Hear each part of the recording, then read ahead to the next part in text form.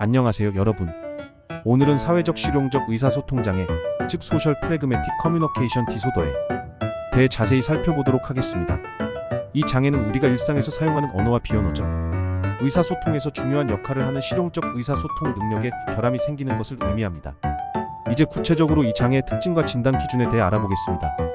1. 사회적 실용적 의사소통 장애의 진단적 특징. 사회적 실용적 의사소통 장애의 가장 큰 특징은 언어와 의사소통의 사회적 사용에 문제가 있다는 것입니다.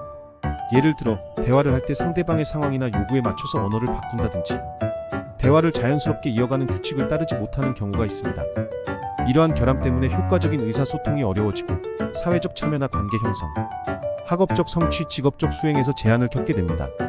중요한 점은 이러한 결함이 단순히 언어 능력이나 인지적 능력의 부족으로 설명되지 않는다는 것입니다. 진단을 뒷받침하는 부수적 특징. 이 장애를 가진 사람들에게 자주 보이는 부수적 특징 중 하나는 언어 발달 지연입니다.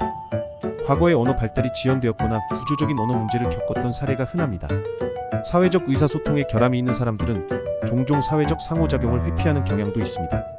이와 더불어 주의력 결핍 과잉행동장애 ADHD, 행동문제, 특정 학습 장애가 자주 동반되기도 합니다. 3. 발달과 경과. 사회적 의사소통 능력은 우리가 말을 배우고 언어 능력을 발달시키는 과정에서 서서히 발전합니다. 그래서 이 장애는 4세 이하의 아동에게는 진단이 드문 편입니다. 보통 4세에서 5세가 되면 대부분의 아이들이 적절한 언어 능력을 갖추기 때문에 이 나이 즈음부터 사회적 의사소통에서 결함이 보이기 시작합니다. 하지만 경미한 수준의 장애는 청소년기까지는 명확히 드러나지 않을 수 있습니다. 언어와 사회적 상호작용이 점점 더 복잡해지면서 문제를 인식하게 되는 경우가 많습니다. 이러한 결함은 일부 아이들에게서는 시간이 지나면서 크게 개선될 수 있지만 다른 경우에는 성인기까지 지속되기도 합니다. 4.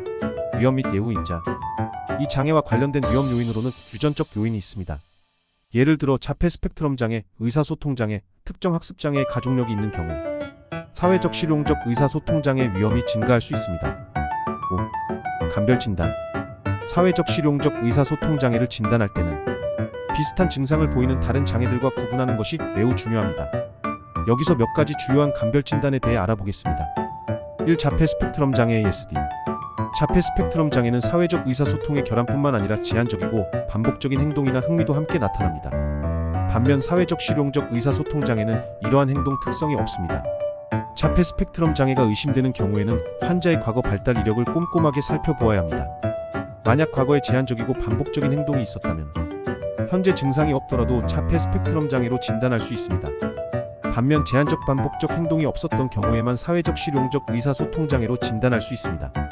이 주의력 결핍 과잉행동장애 ADHD. ADHD는 집중력 부족과 과잉행동이 주된 문제지만 이로 인해 사회적 의사소통에 결함이 생길 수도 있습니다. 따라서 ADHD와 사회적 의사소통 장애는 유사한 증상을 보일 수 있지만 ADHD는 주로 집중력 문제로 설명됩니다. 3. 사회불안장애 사회공포증. 사회적 의사소통 장애와 사회불안장애는 증상이 겹치는 부분이 많습니다. 그러나 사회적 의사소통 장애 환자는 사회적 상호작용을 원활하게 해본 적이 없는 반면 사회불안장애 환자는 이미 적절한 사회적 의사소통 기술을 개발했지만 불안과 두려움 때문에 활용하지 못하는 것입니다. 4. 지적장애 지적발달장애 및 전반적 발달지연. 지적장애를 가진 사람들도 사회적 의사소통에 어려움을 겪을 수 있습니다. 그러나 사회적 의사소통 장애는 지적 능력의 결함을 넘어서서 더 구체적이고 심각한 사회적 의사소통 결함을 보이는 경우에 진단할 수 있습니다. 6. 결론. 사회적 실용적 의사소통 장애는 단순히 언어 발달의 문제뿐만 아니라 사회적 상황에서의 적응력에 큰 영향을 미치는 장애입니다. 조기 발견과 적절한 치료를 통해 많은 아이들이 개선될 수 있지만 장애가 오래 지속될 경우 성인기까지도 영향을 미칠 수 있습니다. 다른 유사한 장애들과의 구분이 중요한 만큼 진단 시에는 환자의 전반적인 발달 이력과 현재의 증상을 종합적으로 살펴보는 것이 중요합니다.